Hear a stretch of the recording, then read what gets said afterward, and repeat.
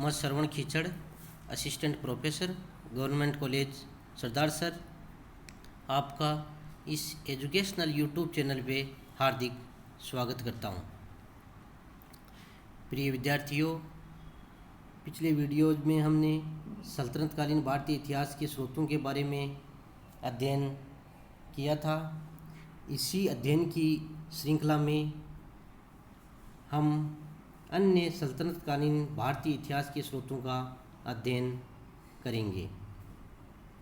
पिछले वीडियोज में हमने चचनामा, तारिक ए सिंध, तारिक ए यामिनी, तारिक ए मसूदी, तारिक उल हिंद, ताज उल मासिर, तबकात नासिरी, खजाइन उल फुतूह, तारिक ए फिरोजशाही, फतवा ए जहांदरी आदि ऐतिहासिक ग्रंथों का अध्ययन किया था।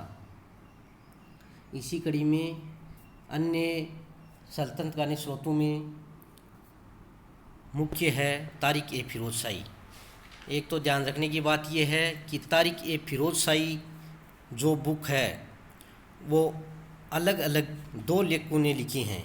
एक तो तारिक ए फिरोजशाही लेखक जियाउद्दीन बर्नी था, जो हम पढ़ चुके हैं, और दूसरी तारिक ए फिरोजशाही जो ग्रंथ है उसका लेखक शम्स ए सिराज अफीफ था।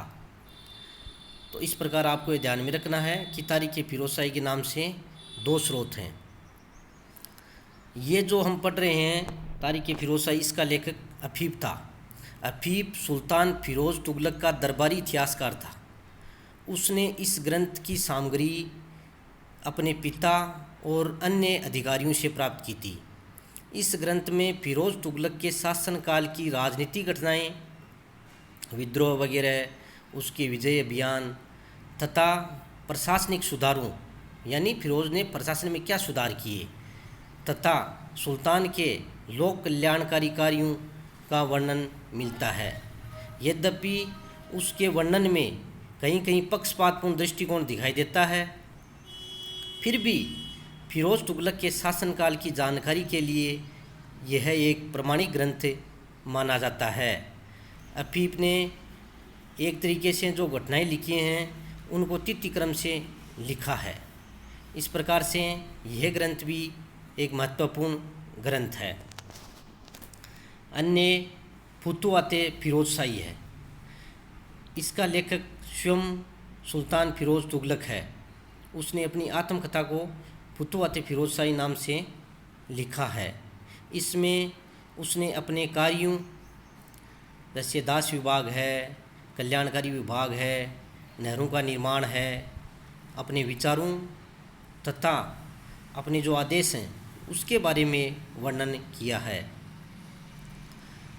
हालांकि कई इतिहासकार का ये भी कहना है कि ये फिरोज के अध्यादेशों का एक संग्रह मात्र है।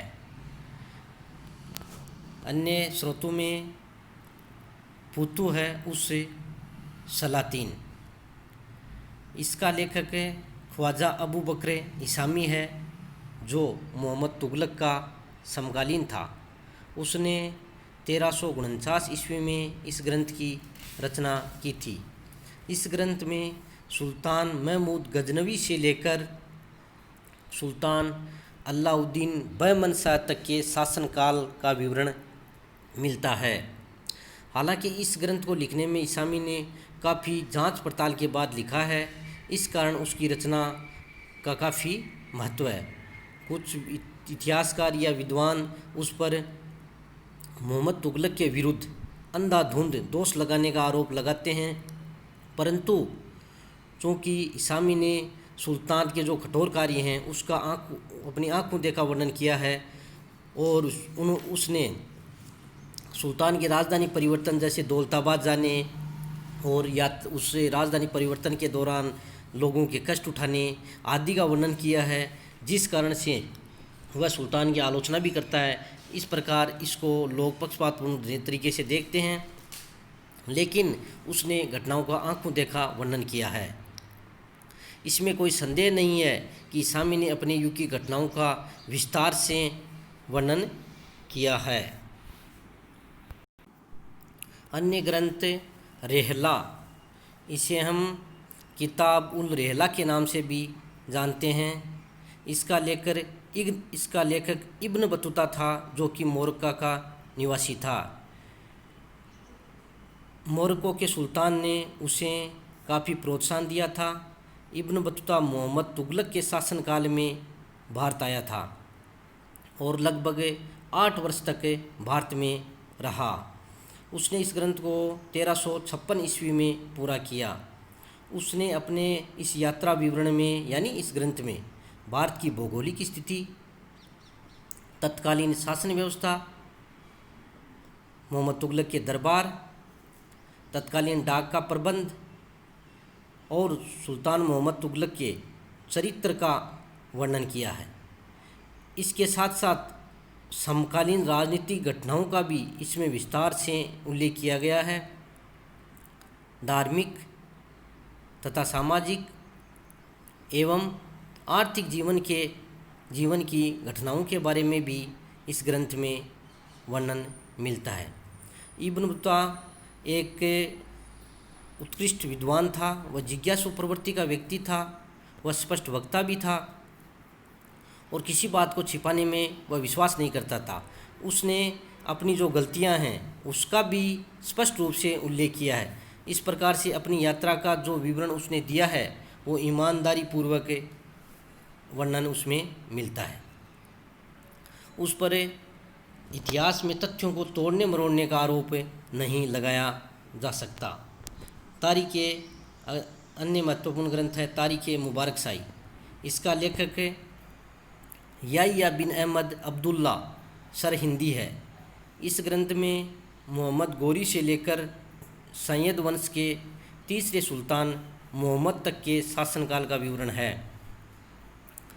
एक तरीके से सैयद वंश के इतिहास की जानकारी के लिए यही एकमात्र समकालीन ग्रंथ है जिसको परवर्ती इतिहासकारों निजामुद्दीन अहमद बदायूनी आदि ने अपने जो ग्रंथ लिखे हैं उनमें इस ग्रंथ का सहारा लिया है, यानी इसकी सामग्री को उन्होंने अपने ग्रंथों में उल्लेख किया है। इस प्रकार यह एक महत्वपूर्ण ऐतिहासिक एवं प्रामाणिक ग्रंथ है। उसने उस समय देश की जो विद्रोह जातियां थी, विद्रोह करने वाले थे, विद्रोही व्यक्ति थे, उनका भी विस्तार से वर्णन किया है। अन्य ग्रंथ वाक़ियात मुस्ताकी और तारीख़ मुस्ताकी। इसका लेखक रिजकुल्ला मुस्ताकी है। हालांकि ये ग्रंथ एक तरीके से काव्यात्मक कृतियाँ प्रतीत होते हैं, परंतु इनमें लोधी काल की ऐतिहासिक सामग्री विद्यमान है। उस काल की राजनीतिक घटनाओं के बारे में विस्तार से इसमें वर्णन मिलता है। वाक़ियात मुस्ताकी में बैलो लोधी से लेकर अकबर तक की विभिन्न घटनाओं का उल्लेख मिलता है। इसमें अनेक कहानियाँ भी साथ साथ में दी गई हैं जिनके माध्यम से सामाजिक एवं सांस्कृतिक जीवन की झलक भी हमें देखने को मिलती है। अन्य ग्रंथ तारीख सलातीन अफ़गानी। इस ग्रंथ को तारीख शाही भी कहा जाता है। इसका लेखक अहमद यादगार है। इस ग्रंथ में लोधी वंश विशेष रूप से, यानी बैलो लोधी, सिकंदर लोधी, इब्राहिम लोधी, शेर शाह है, इस्लाम शाह है, फिरोज शाह है और सिकंदर शाह आदि के शासनकाल की घटनाओं के बारे में जानकारी मिलती है। इसमें बाबर, हुमायूं और अकबर के बारे में सामान्य जानकारी मिलती है। अन्य ग्रंथ तारीख दाऊदी है। इस ग्रंथ के लेखक का नाम अब्दुल्ला है। इस ग्रंथ में बैलो लोधी से दाऊद शाह बंगाल का जो सुल्तान था उस समय तक का वर्णन इसमें मिलता है। इसके अतिरिक्त इस ग्रंथ की कमी यह है कि इसमें तिथियों के मामले में बड़ी भूलें की गई हैं, यानी तिथि क्रम की स्पष्टता का अभाव है। प्यारे विद्यार्थियों, एक बात आपको विशेष रूप से ध्यान में रखनी है, जब भी इतिहास का हम अध्ययन करते हैं तो उसके स्रोतों में निष्पक्षता है या नहीं है, ये है जानकारी हमें स्पष्ट रूप से होनी चाहिए। अब जो ये दिल्ली सल्तनत का जो इतिहास लिखा गया है, तो इनमें अधिकतर जो लेखक और विद्वान थे वो राजाओं के आश्रित थे।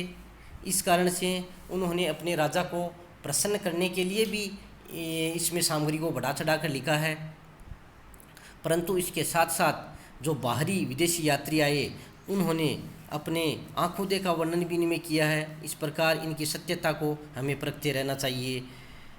दिल्ली के सुल्तानों के इतिहास की जानकारी के लिए अन्य स्रोतों में हम राजकीय अधिकारियों द्वारा जो लिखे गए फारसी भाषा में जो पत्र वगैरह हैं उनका भी अध्ययन कर सकते हैं, और उनका भी अध्ययन कर सकते हैं जो घटनाओं के प्रत्यक्षदर्शी थे और उन घटनाओं के बारे में उन्होंने लिखा है।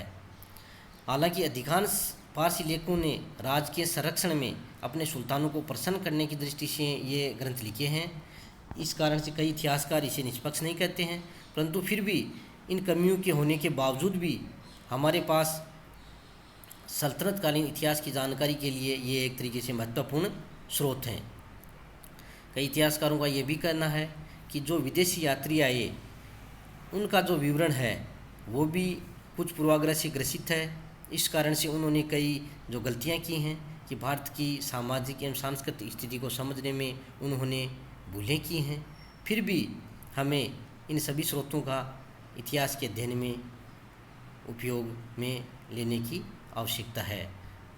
जांच पड़ताल करके, तथ्यों की जांच करके पूरे ग्रंथ को, समकालीन जो ये इतिहासकार हैं संबंधित ग्रंथों को अध्ययन करके हमें इतिहास को पढ़ना चाहिए। प्यारे विद्यार्थियों, इस प्रकार आपका ये टॉपिक पूरा हुआ सल्तनतकालीन भारतीय इतिहास के स्रोत। अब आज के लिए आप होमवर्क के लिए 2 क्वेश्चन नोट कर लीजिए, जिनको आप अपनी होमवर्क की बुक में आपको निश्चित रूप से करना है, जिससे आपके परीक्षा में ये उपयोगी साबित हो सके। क्वेश्चन नंबर 1, सल्तनतकालीन इतिहास के स्रोतों की विवेचना कीजिए। नंबर 2, रेहला पर टिप्पणी लिखिए। इस वीडियो के साथ साथ में आपको ये कंटेंट भी भेजा जा रहा है, तो जिससे आप वीडियो को भी सुनो और ये कंटेंट का भी अध्ययन करो, जिससे आपके करियर के लिए ये लाभान्वित साबित होंगे। इसी के साथ धन्यवाद।